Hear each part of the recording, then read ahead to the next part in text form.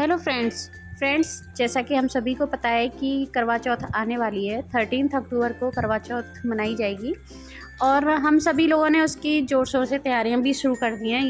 Friends, करवा चौथ वाले दिन सभी लेडीज़ बहुत अच्छे से तैयार होती हैं, 16 श्रृंगार करती हैं और फिर तैयार होकर रात को चंद्रमा का इंतज़ार करती हैं। इस दिन चंद्रमा का इंतज़ार करने का एक अलग ही मज़ा होता है। तो आज की वीडियो इसी से रिलेटेड है कि जो ये 16 श्रृंगार होता है उसमें कौन कौन सी चीज़ बहुत महत्वपूर्ण होती हैं और उनका क्या महत्व होता है। तो चलिए वीडियो शुरू करते हैं। तो फ्रेंड्स, सबसे पहला श्रृंगार होता है बिंदी का। बिंदी हमारे शास्त्रों के अनुसार बहुत ही महत्वपूर्ण मानी गई है। श्रृंगार में सबसे पहले बिंदी का नाम आता है। तो बिंदी जो होती है वो दोनों बाहों के बीच में लगाई जाती है। हमारी दोनों बाहों के बीच में आज्ञा चक्र होता है जिसका कनेक्शन हमारे मन से होता है।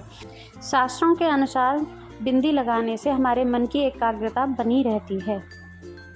दूसरा श्रृंगार होता है गजरा। गजरा जो होता है उसकी खुशबू से हमारा मन बहुत ही महका हुआ रहता है, हमें बहुत ही फ्रेशनेस फील होती रहती है और साथ ही ये हमारी खूबसूरती में भी चार चांद लगा देता है। 16 श्रृंगार में तीसरा नाम आता है टीके का। जो हम बालों में एक आभूषण पहनते हैं मांग के ऊपर, वो टीका होता है और वो हमारी खूबसूरती को चार चांद लगाता है।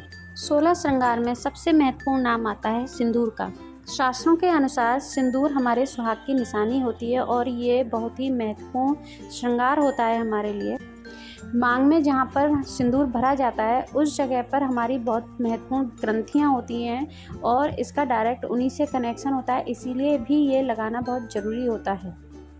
16 श्रृंगार में अगला नाम आता है काजल का। इससे हमारी आँखों की सुंदरता बहुत बढ़ती है और साथ ही काजल लगाने से हमारी आँखों की कई बीमारियां भी दूर होती हैं। शास्त्रों में कहा गया है कि हमें काजल बुरी नज़र से भी बचाता है। तो काजल आपकी खूबसूरती तो बढ़ाता ही है, साथ ही आपके लिए बहुत ही फ़ायदेमंद भी होता है।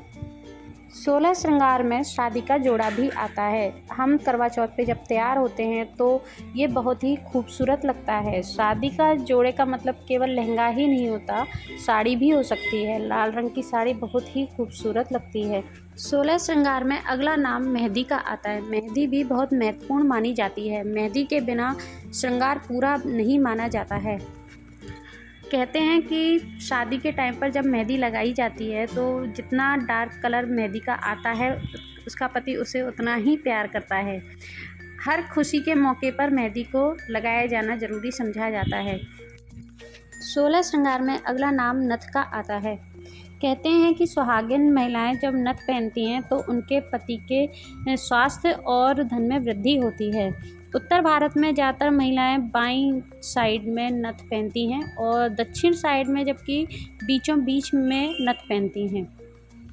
ये बहुत ही खूबसूरत लगती है। 16 श्रृंगार में कानों में पहनने वाले झुमकों का भी नाम आता है। कानों में पहनने वाले ईयररिंग्स का बहुत ज़्यादा महत्वपूर्ण है। कहते हैं सुहागिन औरतों को कानों में ईयररिंग्स ज़रूर पहनने चाहिए। कहा जाता है कि सुहागिन औरतों को दूसरों की, खासकर अपने पति और ससुराल वालों की बुराई करने और सुनने से बचना चाहिए। 16 श्रृंगार में अगला नाम पायल का आता है। पायल खूबसूरती तो बढ़ाती ही है, साथ में कहते हैं कि पहले पायल इसलिए पहनाई जाती थी कि जिसकी झनकार से पूरा घर गूंजता रहता था। मतलब बहुएं जब पायल पहनती थीं पूरे घर में उनकी झनकार से घर गूंजता रहता था और बड़े बुजुर्गों के लिए भी ये एक संकेत होता था कि जब वो आ रही हैं तो पायल की आवाज़ से वो सतर्क हो जाते थे और उनके मार्ग से हट जाते थे।